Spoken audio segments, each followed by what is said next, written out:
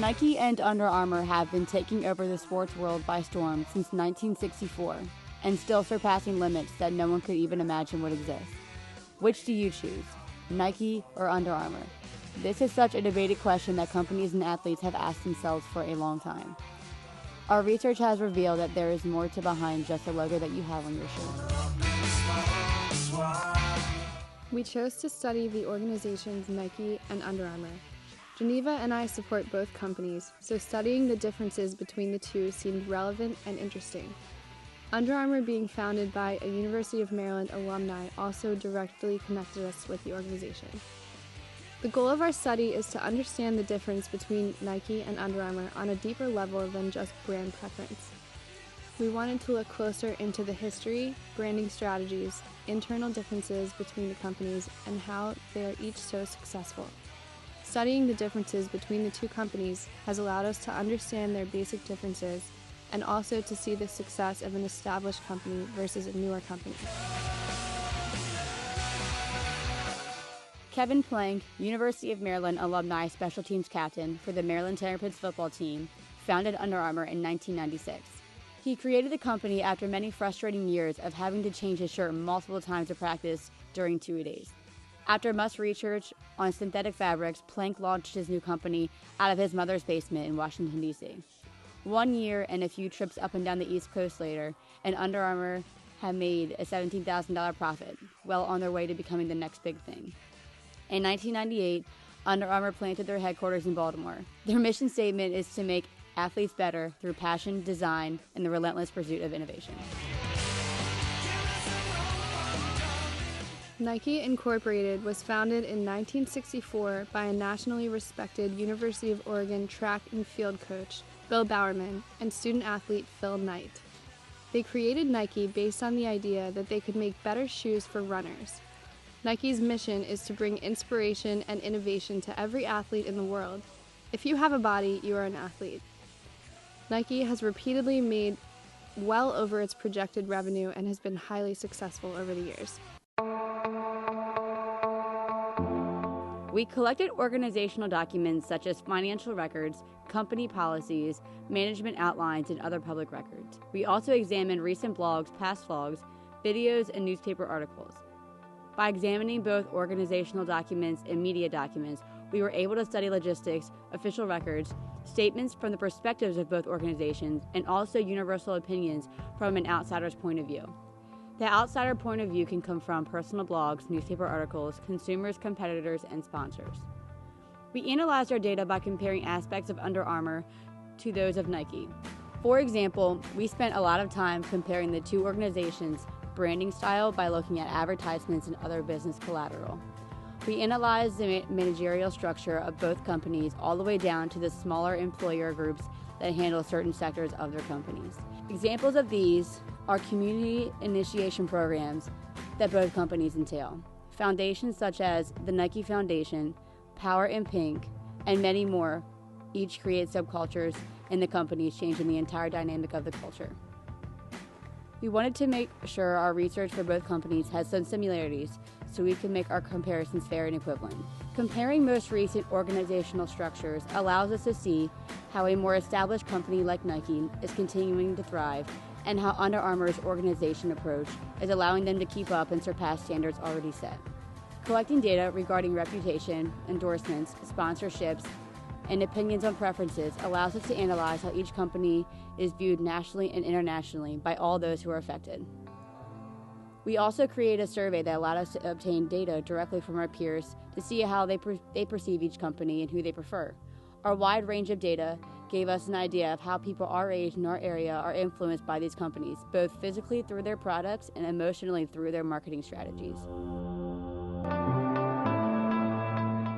We found that while Under Armour and Nike both pride themselves in being innovative brands, Nike has more of a focus on diversity from an internal and external perspective. This could be due in part to the fact that Nike is an older and more established company and has had more time to develop. Under Armour embracing innovation may be due to the fact that it's a newer company that needs to focus on surpassing the precedents previously set by Nike. Under Armour's core values focus on passion, design, team, innovation, and the willpower of athletes. Kevin Plank's reputation as a former football player at the University of Maryland means that he understands the importance of a team, change, research, and excellence. It makes sense that Plank would revolve his company around high-quality research, creating products that reflect the change in sports performance apparel. Under Armour not only releases innovative products, it is innovating the way it supports and helps the community through projects such as the Wounded Warrior Project and Power in Pink. Under Armour supports these foundations through profit, through high-quality performance products, and through the creation of awareness. Nike's core values include innovation, diversity, inclusion, and progressive design. The organization does a good job of incorporating these values, and its social norms follow. For example, Nike has employee networks designed to provide a support system for minority employees. Nike also strives to work with diverse employers, such as minority and women-owned businesses. These efforts of diversity and inclusion create subcultural teams in the workplace, uniting the organizational and individual identities. In any organization, culture speaks to what is natural, normal, and right. Nike has worked to better the accepted social norms and patterns of assumption among its employees. Both Nike and Under Armour have strong cultures that are constantly being incorporated by managerial leaders. The managerial structures of the two organizations are similar in that they have executives and a board of directors to define the corporate culture. Leaders who are highest up in the hierarchical structure make key company decisions. This maximizes efficiency. While Nike and Under Armour have similar leadership structures, their current leaders are very different. Kevin Plank, the founder and current CEO of Under Armour, is an emergent leader. Phil Knight, the co-founder of Nike, is not the current CEO. Mark Parker joined Nike as a shoe designer in 1979 and has since moved up to the position of CEO. According to Lecture, emergent leaders tend to be more productive than appointed leaders. Although Nike and Under Armour have many similarities on how their companies are structured as a whole, there are many differences that set the two apart. Under Armour has a huge focus on being a team. Employees are part of the Under Armour team. The organization is a huge corporation with an executive team making important decisions, but their culture is highly revolved around the aspect of the team. If you are not making executive decisions of the team, you are part of your team making important decisions revolving around your specific project that you're working on. Making the concept of a team part of the organizational culture is important and essential when maximizing the effectiveness of all the employees. Larson's research on teams has proven true to Under Armour's team throughout the company. Their goal of innovation and willpower is clear throughout, and the whole team is driven by their results. Whether they are driven to make a new shirt line or find a product to aid veteran American warriors, their results are the motive to innovate and produce. Through observing corporate videos and interviews, it is clear that the team members are competent to work together. They enjoy their peers and the teams they are a part of. Working in a collaborative climate with competent team members creates an effective corporate culture. Under Armour's standard of excellence, along with the past precedents set by other companies, drives them to keep surpassing their competitors. Support from external consumers and organizations, such as sports teams, professional franchises, and events such as the Olympics, create credibility for the company, as well as confidence in what they do. Leadership by Kevin Plank has empowered his team to support the brand that he has established and continue to drive the company to the top. When Nike had its sweatshop controversy, in which it became evident that the organization's international facilities had conditions that were unsafe and unethical, Phil Knight created the Micro Enterprise Loan Program for local women who wished to start their own businesses, among other community efforts. Essentially, Knight tried to go above and beyond. Instead of just correcting what was wrong, he offered his factory workers more than they probably expected. He incorporated a task force through Micro Enterprise Loan Program to fix the long-term problem of how to fix Nike's damaged reputation. He incorporated a task force through the Micro Enterprise Loan Program to fix the long-term problem of how to repair Nike's damaged reputation. One lesson we learned from our research is that organizations become seasoned with trial and error. Many older organizations have a more established management, while new organizations are still trying to figure things out. Older organizations may be able to better incorporate their key values because their managerial structures are already organized.